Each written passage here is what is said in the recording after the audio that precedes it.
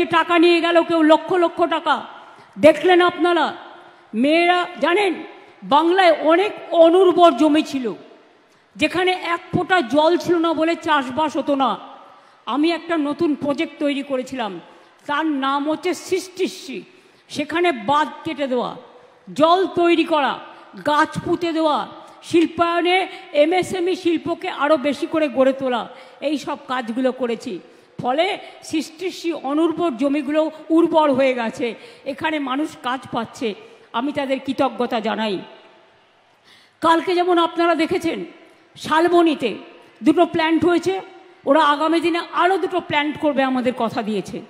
এছাড়াও সাঁওতালডিতে আমাদের প্ল্যান্ট হচ্ছে, আমাদের দুর্গাপুরে হচ্ছে ডিপিএলে, আমাদের বক্রেশ্বরে হচ্ছে, এবং সাগরদিঘির প্ল্যান্ট প্রায় রেডি আছে।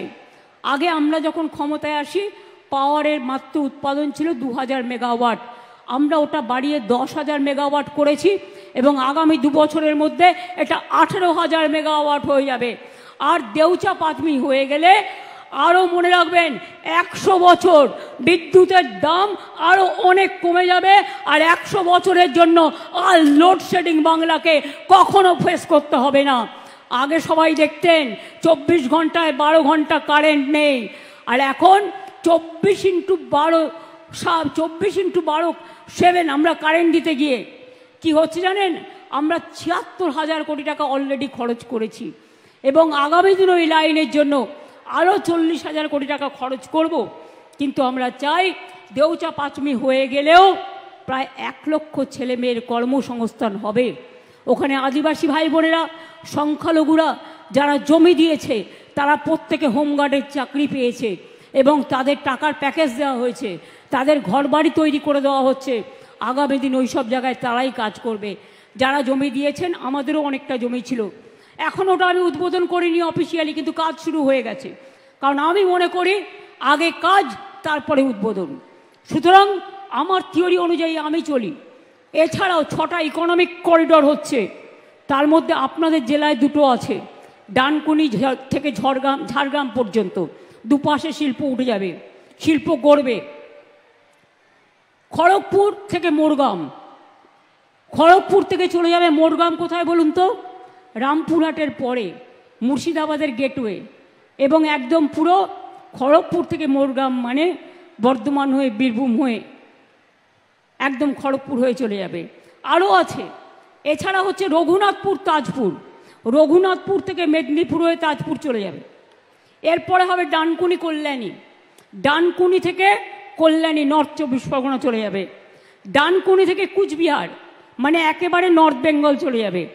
পুরুলিয়া গরুড়ি থেকে কলকাতার জোকা, অর্থাৎ সারা বেঙ্গল কভার হয়ে যাবে। ইতিমধ্যেই পুরুলিয়ায় আমরা 72,000 কোটি টাকার ইনভেস্টমেন্ট করার জন্য জঙ্গলমহল কর্মসুন্দরী তৈরি করেছি, এবং সেখানে ইতিমধ্যেই 5টা বড় প্ল্যান্ট আসছে, লক্ষ লক্ষ কর্মসংস্থান হবে, এবং সেখানে ইতিমধ্যেই আমরা অনেকগুলো ক্লিয়ার করে দিয়েছি, বাদবাকি আরও ক্লিয়ার করব। যারা বলে বিজিবিএসে কি হলো, বেঙ্গল বিজনেস সাবমিটে, আমি অফিসিয়ালি আপনাদের বলে যাচ্ছি, আমরা 7টা বেঙ্গল বিজনেস সাবমিট করেছিলাম। আমরা প্রস্তাব পেয়েছিলাম প্রায় 19 লক্ষ কোটি টাকার ওপর, আমরা 13 লক্ষ কোটি টাকার কাজ ইতিমধ্যে কমপ্লিট করে ফেলেছি। তাই দেখবেন রাস্তার দুধারে ইন্ডাস্ট্রি তৈরি হচ্ছে, এবং বাদবাকিটাও প্রসেসে আছে, চলছে। আর এবার বিজিবিএসে আমরা 4,04,000 কোটি টাকা প্রপোজাল পেয়েছিলাম, তার মধ্যে শুধু শালবনীতে 16,000 কোটি টাকা হয়ে গেল।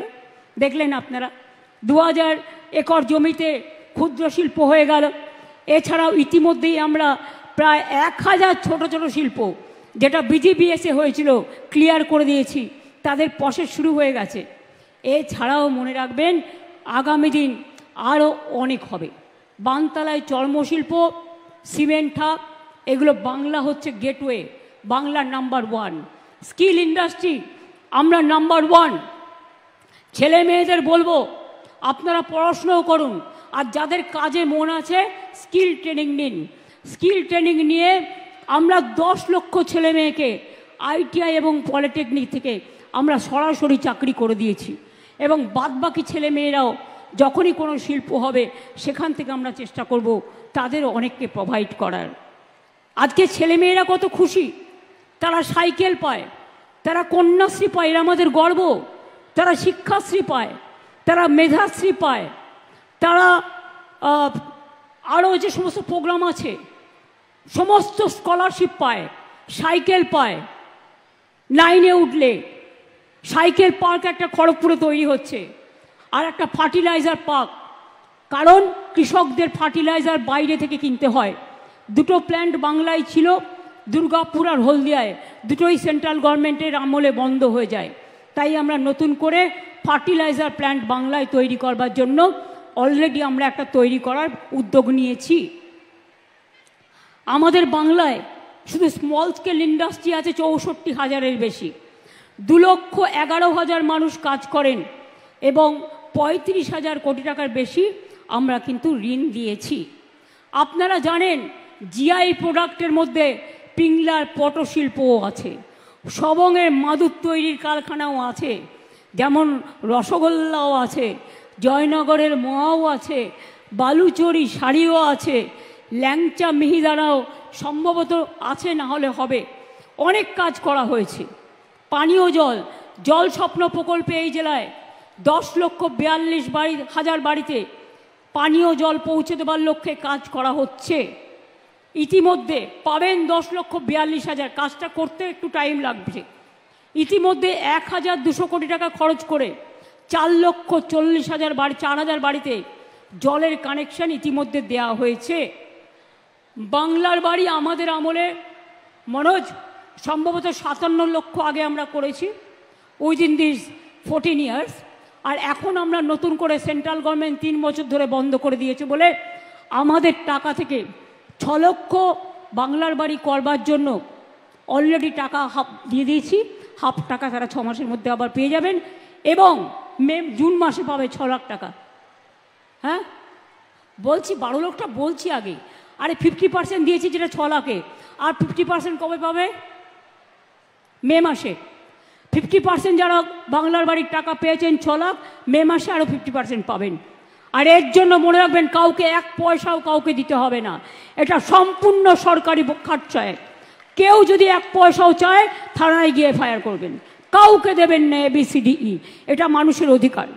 এরপরে আমরা 12 লক্ষ যেটা আছে আমরা ডিসেম্বরে দেবো ফার্স্ট ফেজ, এবং সেকেন্ড ফেজ মেতে দেব, অর্থাৎ 6 + 12 18 লক্ষ বাড়ি, বাংলার বাড়ি আমরা নিজেদের টাকায় করে দিচ্ছি।